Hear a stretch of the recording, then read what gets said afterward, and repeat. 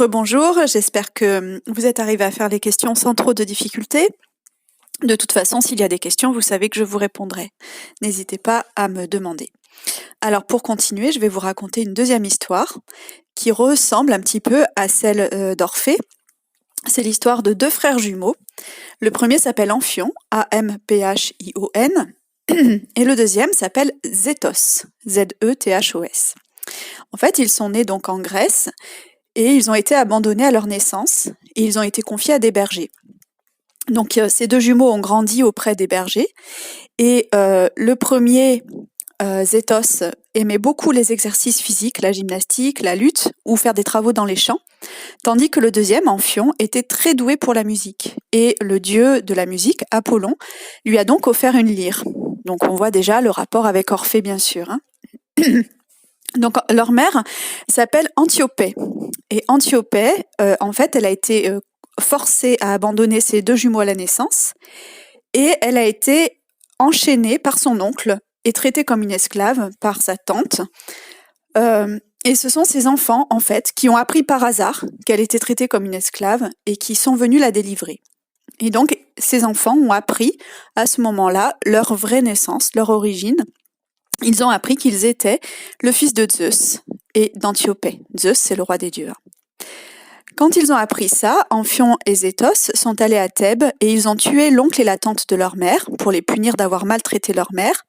Et ils ont accroché la tante à un taureau sauvage. Ils l'ont accrochée par les cheveux pour qu'elle soit traînée sur les rochers. Et du coup, elle est morte, évidemment.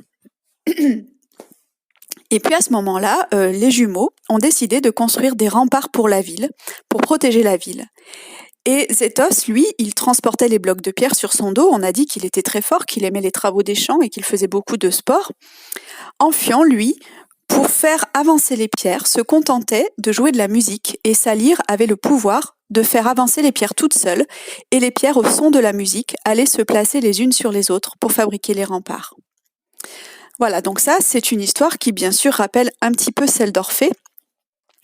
Et sur le document que je vous ai donné, vous avez une représentation qui s'intitule « Illustration de Métamorphose d'Ovide 1757 » de Johann Ulrich, avec un tout petit texte à côté.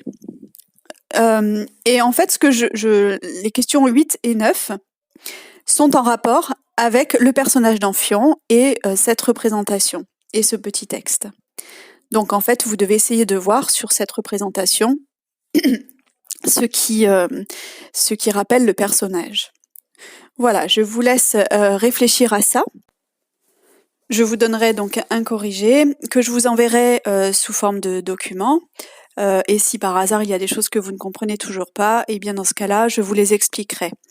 Attention à la question bilan qui est au bas de la feuille. Pourquoi peux-tu dire que les mythes d'Orphée et d'Amphion illustrent le pouvoir de la poésie? Vous devez en fait vous servir de tout ce qu'on a dit sur le poète et sur la poésie, sur toute la séquence. Rappelez-vous de ce qu'on a dit sur le poète lorsqu'il imagine un mot, lorsqu'il parle de quelque chose qu'il évoque, qu'est-ce qu'il fait? Voilà, donc c'est ça qui va vous permettre de répondre. Je vous souhaite bon courage et puis à bientôt. Au revoir. Au revoir.